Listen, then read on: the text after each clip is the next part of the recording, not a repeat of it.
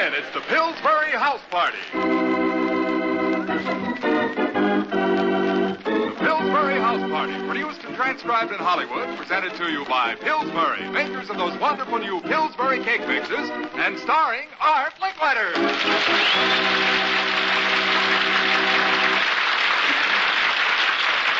Well, it's Pillsbury time again here in Southern California, where the very first breath of fall in the autumn is in the air today. A little chilly, but we have a wonderful warm audience. And among them, we may find today's winner of the weekly contest. This week, as you know, at the Pillsbury House Party, we're looking for the oldest father with a child under a year of age. You never can tell who we're going to find. So, fellas, let's circulate up and down the aisle and find some fathers who have a child under a year of age and who is perhaps 30 or 40 or 50 or 150. What is the oldest that we find out there?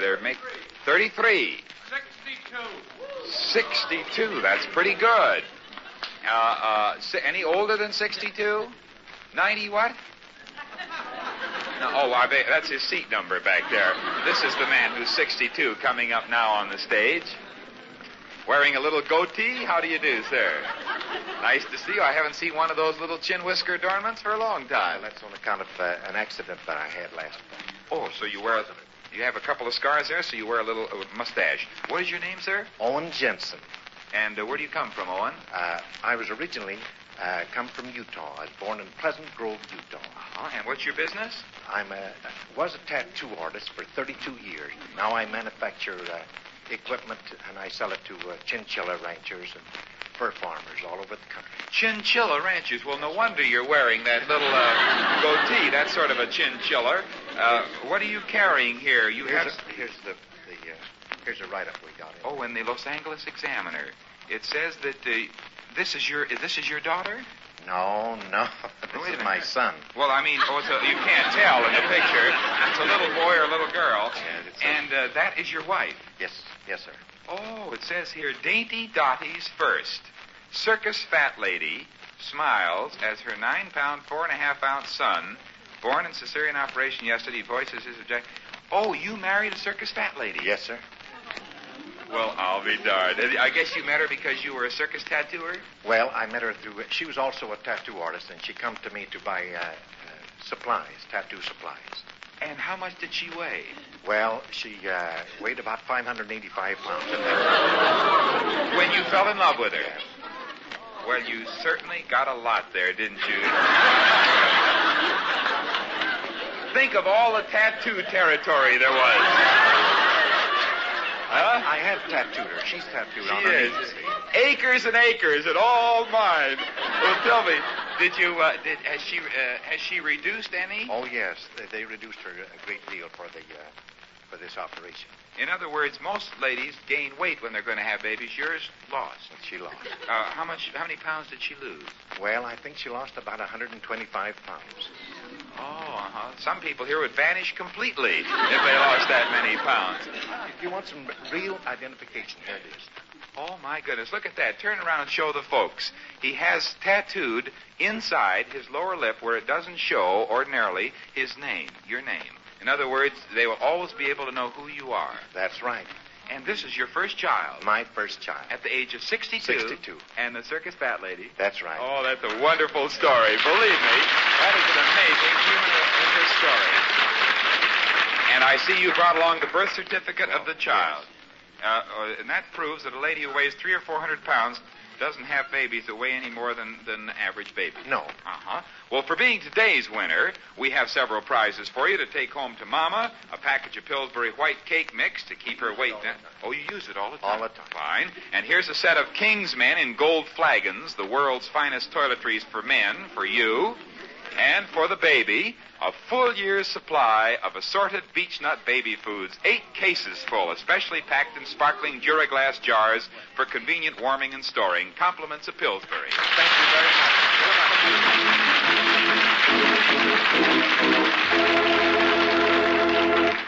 Oh, isn't that an interesting interview, Jack? Certainly is, Art. You know what? I have an idea. I'm going to have Pillsbury tattooed right on your nose.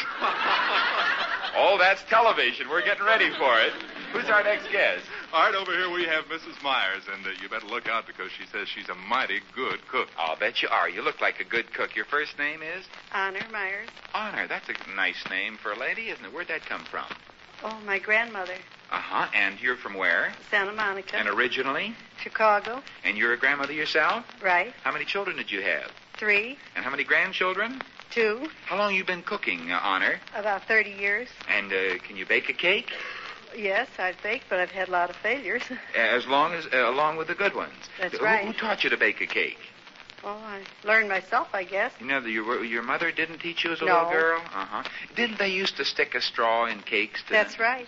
They don't need to do that anymore, do No. you? Uh-huh. You say you've had failures, but have you ever tried Pillsbury? I tried it for the first time last Thursday. And what happened? I was amazed to find what a good cake I could make. Without going to all the trouble That's that you true. had. Well, of course, if you've been cooking for how many years? 30. 30 years, that's quite a switch for a lady. 30 years one way, and then you switch to a new way. And I hope that our listening ladies will take your advice, and I'm delighted to know that this is a true story from you, Honor. You live with your husband, or?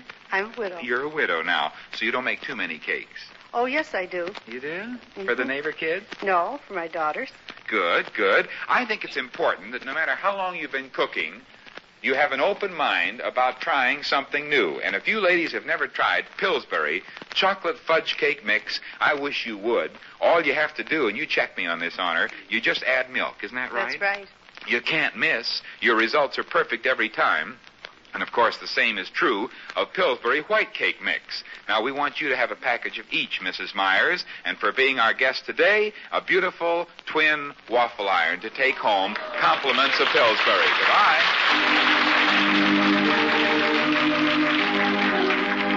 And now Art Linkletter talks to our 5, 9 to 11-year-old school children who were brought here in a Tanner limousine from the Virginia Road School. The what school is that, Virginia? Virginia Road. Oh, that's a public school, isn't it, Gary? Yes. My, you're a handsome-looking fellow. Stand up here and let me see how tall you are. You're how old, Gary? I'm 11 years old. What's your whole name? Gary Judas. Now, you have one of these trick haircuts where you comb it back at a pompadour and then suddenly switch it over in a sort of a ducktail. Isn't that what it's called? Yeah, I guess so. Yeah, it's pretty fancy. What are you aiming to be when you grow up, Gary? I'd like to be an actor on television, an impersonator. Oh, uh-huh. Well, that's quite good for a boy of your size because by the time you're my age, we'll really have television, you think? Yes. Well, who can you impersonate anybody? Yes, I can impersonate Peter Lorre. Well, let me hear a little of Peter Lorre. I am going to kill you. I will take off your head and throw it in your face. Well, I think that's a good start. It's a nice, pleasant outlook on life. Do you have any other impersonations? Yes, I can impersonate Humphrey Bogart. Well, let me hear Humphrey Bogart. All right, Louie, come out of that bathroom and come clean. That's Humphrey Bogart as a child. Who else do you have? Jimmy Stewart I can impersonate. Well, let me hear a little of Jimmy Stewart. When I was a boy, my mother said crime wouldn't pay. Yeah, at least as much as it used to. Yeah. I don't know what the word fair means. Say, yeah. I think that Edward G. Robinson was passing there, right in the middle, and said hello to Jimmy. Thank you, Gary. I think you're a fine actor. And Rhoda, what's your whole name? Rhoda Corba. Rhoda Corba. And I knew a girl once whose last name was Stump, and they called her Rhoda. That's the absolute Rhoda Stump. But you're Rhoda Corba. And how old are you, Rhoda? 10. I'll bet you're a lot of help around the house, huh? You are? Don't you ever fix anything or do anything? Yeah, sometimes. What do you fix? Oh, just any old thing. Any old thing around the house. It looks like it needs fixing, huh? What does your daddy and mother do, Rhoda? Well, my father's a painter and my mother's a housewife. Your father's a painter. What sort of things does he do? Portraits? No, he paints houses. Oh. Well, Rhoda, what do you like to do best? Well, I just like to make new friends. Well, I think that's a wonderful thing to make new friends. If you make lots of friends in your lifetime, you're going to be a very, very rich girl. You know what that means? No. Well, that means that friendship is really much more to be desired than money, and you'll be rich in friends. And Rhoda, what do you think you'll be? What do you want to be when you grow up? I just want to get married. That's all. Just want to get married. What kind of a man do you have in mind, Rhoda? Oh, well, see, I'm short, and I want a man that won't call me shirt stuff and peanuts. I think that's a reasonable request, that your husband not call you short stuff or peanuts. Anybody around here call you short stuff or peanuts? Gary Judas and Eddie Abraham. Gary. Gary. Do you call her short stuff? No. Do you call her peanuts? No. What do you call her? A lot of names. But not those two. Well, you don't marry him then, will you, Rhoda? No. All right. He says so, too.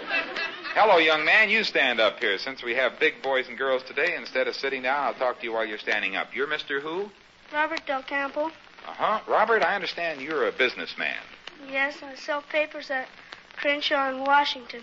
That's a very busy corner, and you're there every morning or afternoon or when? No, I start selling at 4 o'clock and I end at 6:15. Yeah, well, you know that this is an advertising plug that you're getting on the radio right now? Yes. You know what this time is worth coast to coast? No. You just talked there for about 20 seconds. That will cost you $890. That much? Yeah, how much do you make a week? $5. Well, maybe we better take a percentage for the next 10 years. What paper do you sell, Robert? The Mirror. Uh-huh. How does it sell these days? Not too good. How many do you sell between 4 and 6:30? Around 15. 15 papers? Yeah. Is that all? Yeah. Well, how much do you make per paper? I don't. I make $1 a night guaranteed. Oh, uh-huh. And do you get any tips? Yes, sometimes. Who tips, the men or the women? The men. Oh, how does it happen that the women don't tip? Because they have the nickel.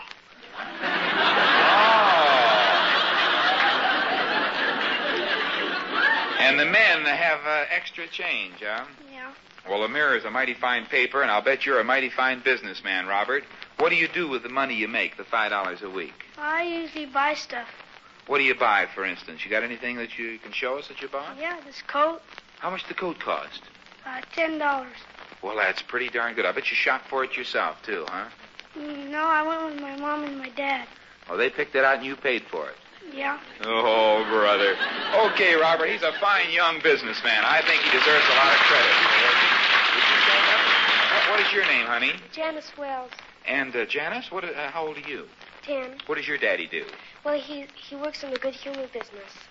Oh, your dad's a good humor man. Yeah. Oh, I bet I know what you like to eat, huh? Ice cream? Yes. What's your favorite ice cream? Sherbet. Oh. Favorite ice cream is sherbet. Well, what flavor, I mean, huh? Orange and vanilla. Oh. What do you think you'll be, Janice? A good humor woman? No, I don't want to be that. What do you want to be? I want to be an actress or a singer.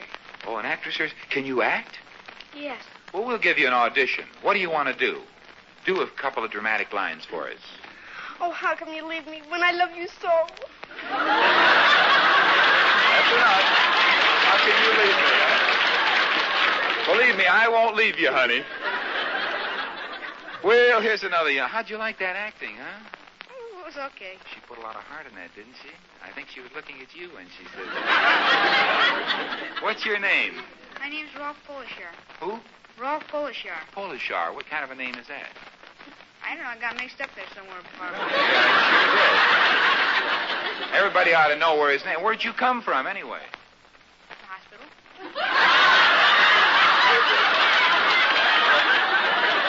I mean, your family. That must be a name from Middle Europe somewhere, huh? How about the first name? R-A-U-L-F. That's My dad took that out of the alphabet. You mean he just picked letters out of the alphabet at random? Yeah.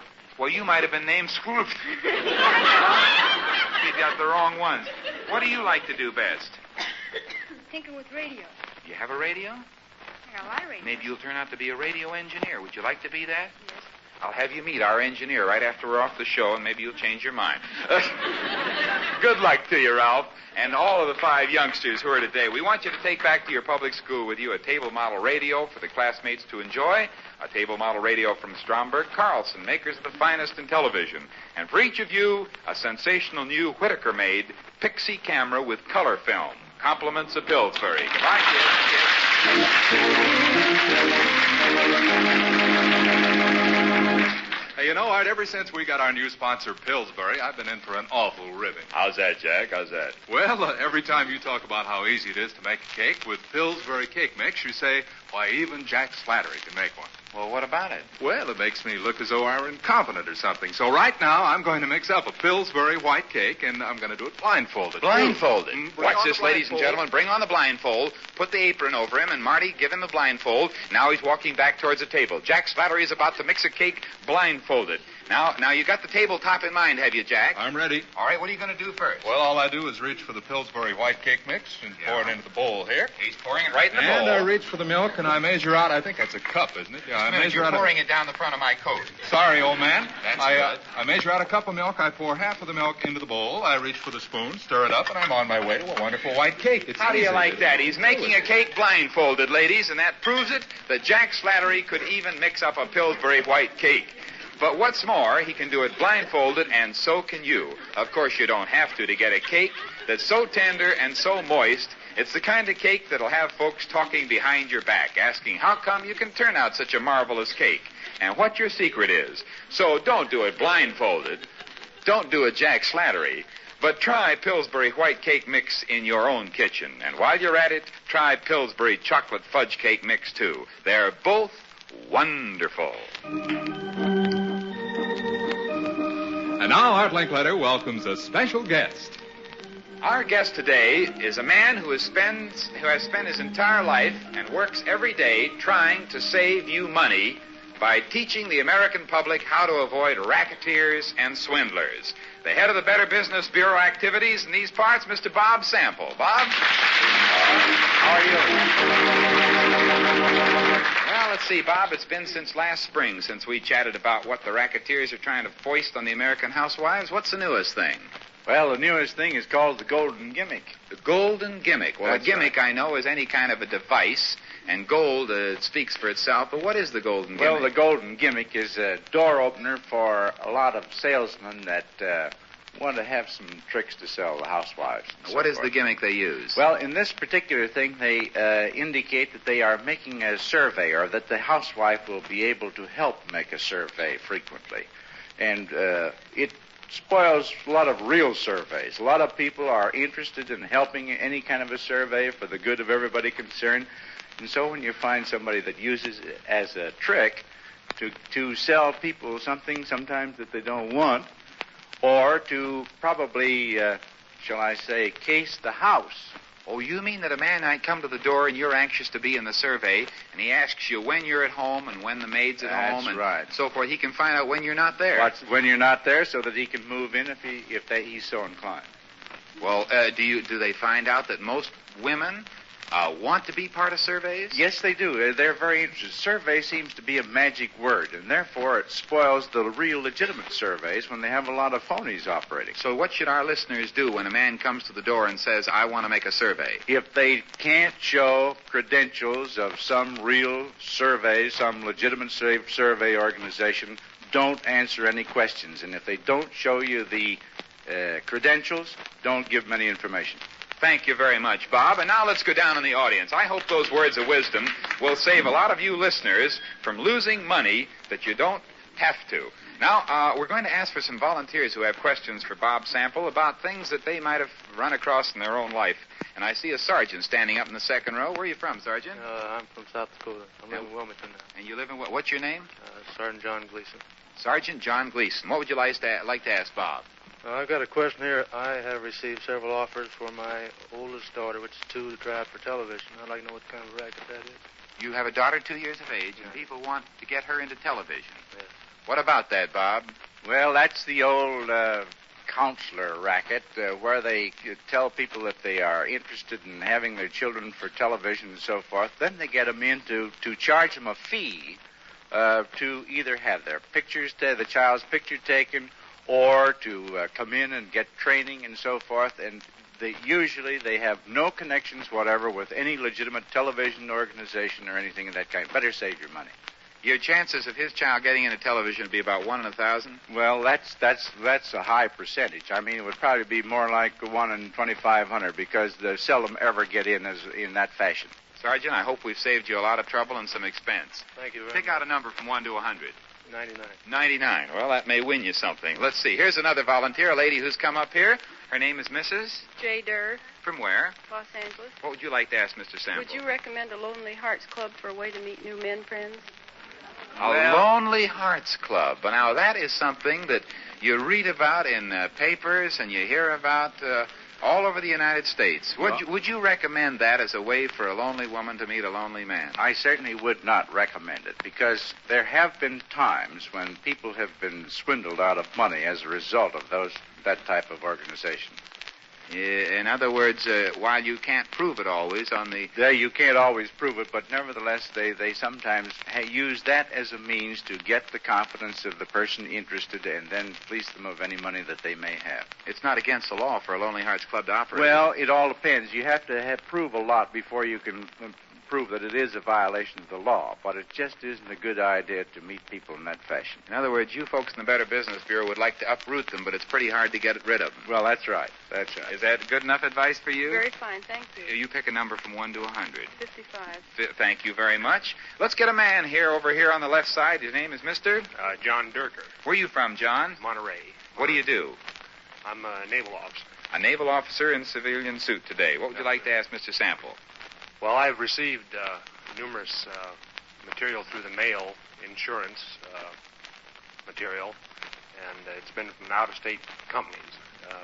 Is this legitimate business? They want to get your life insurance? Yes, sir. By mail? Yes, sir. Oh, what about that, Bob? The only thing I can do there is caution you to deal with an insurance company that is licensed to do business in the state where you live, because frequently if you do buy mail order insurance, you may have to travel many, many miles to another state to collect any claim you may have, because if they are not licensed to do business in this state, they don't need to answer any suits that there may come as a result of your situation.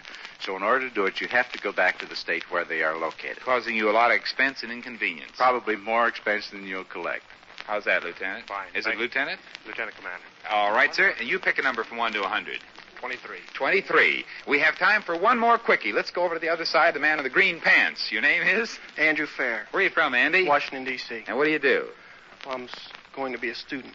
You're going to be a student. Yeah. Well, what's your question? Well, I was wondering whether the regulations in connection with rental fees to be paid to a real estate company in... Renting a house? Yes, with their In other words, you're a new arrival out here. That's right. Are there rules, Bob? Well, there are not definitely any rules. Usually these outfits charge a fee, and they will put it on the basis of perhaps $10 now and $25 additional if they find you something. Now, the $10 is not refundable. So if they don't find you anything, you're out $10. They do just enough to make it possible to collect that make it legal to collect that $10, and then you may still be out of the house and out the 10 too. In other words, you shouldn't pay till you get something. That's a good idea. That's good advice. You pick a number from 1 to 100. 13. What's the lucky number today, Jackson? All right, our number is 4, and Andrew Fair was closest with 13. Stay right up here, Andy. You've won for yourself a new house. Oh, no, wait a minute.